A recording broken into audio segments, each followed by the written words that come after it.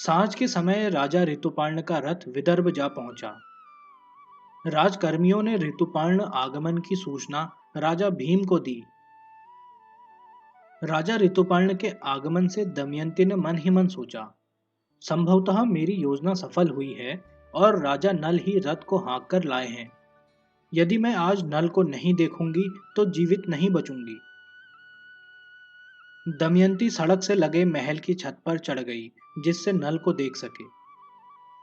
बाहुक ने यथास्थान रथ को रोका और वह तथा वार्ष्णेय रथ से उतर पड़े। राजा ऋतुपर्ण भी रथ से उतर गए। राजा भीम ने उनका खूब आदर सत्कार किया और उन्हें राजभवन की अतिथिशाला में ठहरा दिया।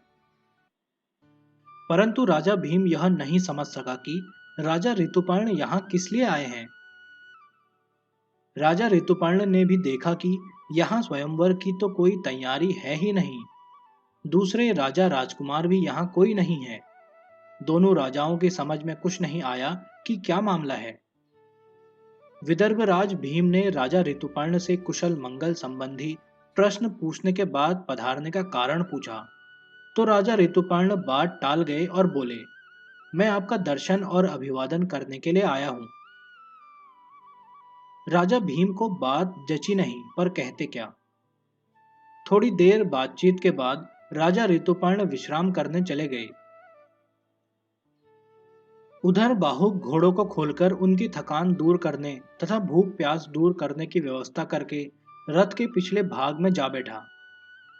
जब से करकोटक नाग ने नल को काटा था, उसका रंग काला हो गया था, इसलिए दमयंती दूर से उसे पहचान नहीं सकी। वह सोचने लगी, राजा नल का सारथी वार्ष्णेय भी अच्छा सारथी है। हो सकता है वही इस रथ को वेग से हाँक लाया हो, या हो सकता है राजा ऋतुपर्ण स्वयं ही महाराज नल की तरह अश्व विद्या के जानकार हों।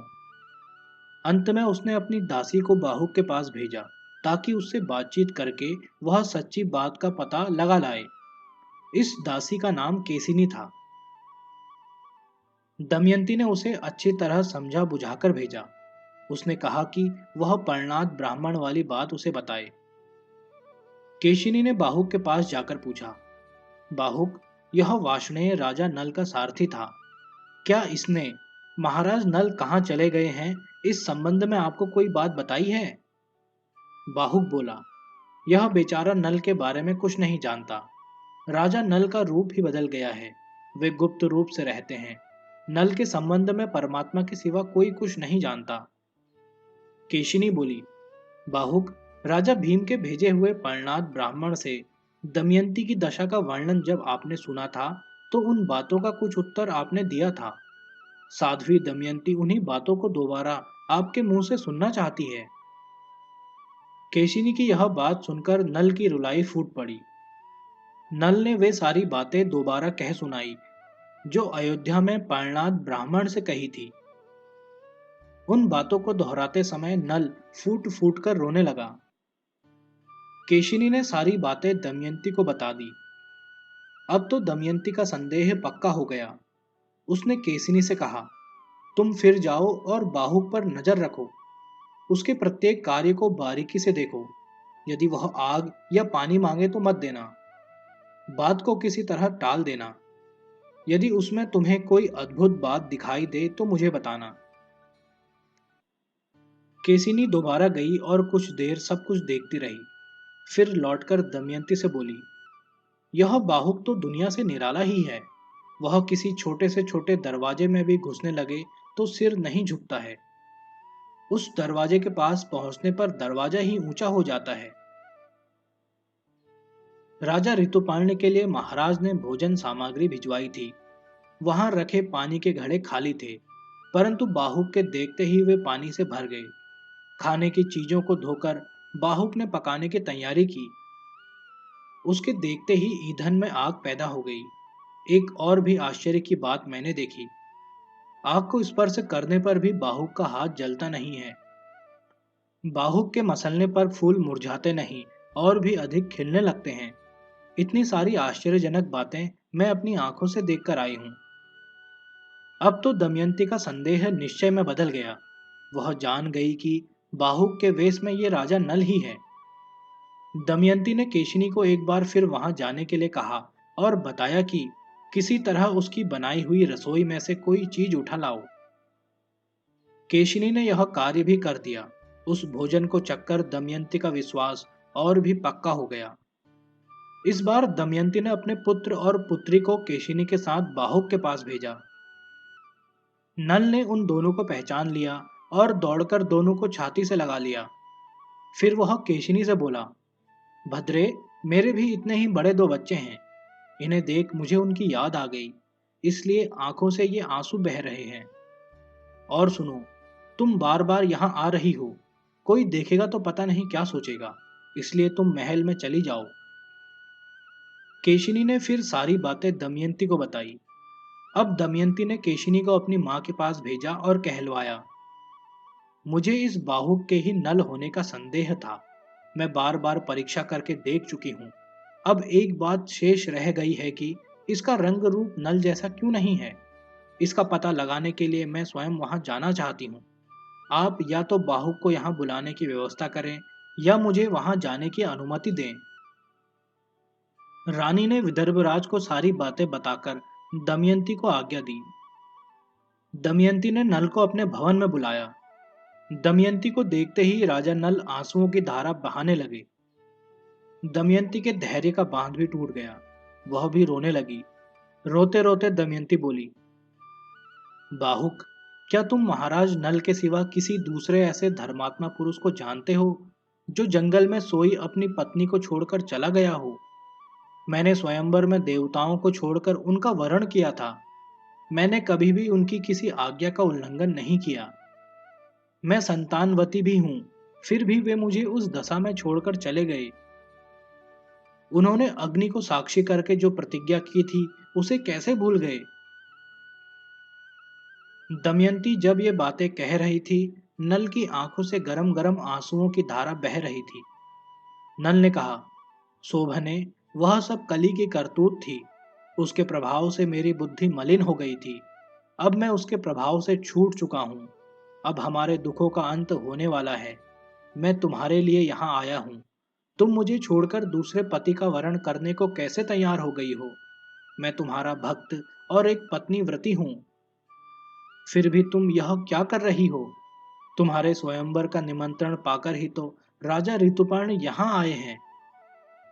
नल के मन में मेरे प्रति संदेह उत्पन्न हो गया है। यह जानकर दमयंती का हृदय कांप उठा और हाथ जोड़कर बोली, आप दूसरे स्वयंवर की जिस बात को लेकर मुझ पर संदेह कर रहे हैं, वह बात तो आपको यहाँ बुलाने के लिए झूठ मूठ कही गई थी। क्या आपको यहाँ स्वयंवर की तैयारी दिख रही है? यहाँ आपके आश्रयदाता ऋतुपर्ण के अतिरिक्त कोई राजा या राजकुमार उपस्थित दिखाई दे रहा है? यदि नहीं, तो फिर यह संदेह व्यर्थ है। पिता के भेजे हुए पर्णात ब्राह्मण ने अयोध्या में जो गाथा गाई, उसके उत्तर में आपने कुछ बातें कही। उससे मुझे लगा कि आप वहां रह रहे हैं, इसलिए आपको बुलाने के लिए मैंने यह उपाय किया था। स्वयंवर की बात का तो पिताजी तक को पता नहीं है। मैं आपके चरण छूकर सौगंध खाती हूँ कि मैंने कभी स्वप्न में भी परपुरुष का चिंतन नहीं किया है। नल को जब अयोध्या में राजा ऋतुपर्ण ने दमयंती के स्वयंवर में चलने को कहा था, तब भी नल के मन में यह बात आई थी कि हो सकता है दमयंती ने मुझे बुलाने के लिए यह उपाय सोचा हो। दमयंती के स्पष्टीकरण से नल का मन उसके प्रति निर्मल हो गया। अब नल ने मन में करकोटक नाग का स्मरण किया और उसके दिए हुए दोनों वस्त्र पहन लिए। ऐसा करते ही नल को पहले जैसा गौर वर्ण और सुंदर रूप पुनः प्राप्त हो गया। 3 वर्ष बाद पति को वास्तविक रूप में सामने पाकर सती साध्वी दमयंती उसे हृदय से लगाकर रोने लगी। दोनों बहुत देर तक एक दूसरे को हृदय से लगाकर रोते रहे। शोक और वियोग से दग्ध हृदयों को शीतल करते रहे। दोनों बच्चे भी वहां आ गए थे। नल उन्हें गोद में लेकर बड़ी देर तक प्यार करता रहा। दमयंती ने अपनी माता को सब बातें बताई। रानी ने राजा भीम को शुभ समाचार सुनाया। उस रात नल और दमयंती एक दूसरे को बिछोड़ने के बाद की घटनाएं सुनाते रहे और दुखों की याद करते रोते रहे। दूसरे दिन नहा धोकर और वस्त्र आभूषणों से अलंकृत होकर नल और दमयंती विदर्भ राज भीम से मिलने चले। दोनों ने राजा भीम की वंदना की। राजा भीम ने पुत्र की तरह नल को अपनाया और मंगलमय आशीष दिया। नल को आया देखकर विदर्भ की राजधानी में हर्ष और उल्लास की लहर दौड़ गई। राजा की आज्ञा से कुंडिनपुर नगर को सजाया गया। सड़कों को साफ कर पानी का छिड़काव किया गया। फूलों से सजावट की गई। नगर वासियों ने भी अपने अपने घरों के द्वारों पर सजावट की। देव मंदिरों में भी सजावट और विशेष पूजा की गई। राजा ऋतुपर्ण को जब पता लगा कि मेरे पास बाहुक नाम से सारथी का कार्य करने वाला व्यक्ति ही नल था, तो उन्हें बड़ी प्रसन्नता हुई। उन्होंने राजा नल को बुलाकर उनसे क्षमा मांगी। फिर बोले, निषद नरेश नल, यह बड़े सौभाग्य की बात है कि आप वर्षों बाद अपनी बिछड़ी हुई पत्नी से मिले। आप मेरे यहाँ जब अश्वशाला के अध्यक्ष थे, तब मुझसे जाने अनजाने यदि कोई अपराध हुआ हो तो उसे क्षमा कर दें। नल ने कहा, आपके यहाँ मैं बड़े मजे से रहा। आप हमारे पुराने मित्र और संबंधी हैं। भविष्य में भी आपका प्रेम हमें मिलना चाहिए। मैंने आपको अश्व विद्या सिखाने का वचन दिया था। आज आप उसे भी सीख लें। यह कहकर नल ने शास्त्र विधि के अनुसार ऋतुपर्ण को सारी अश्व विद्या सिखा दी।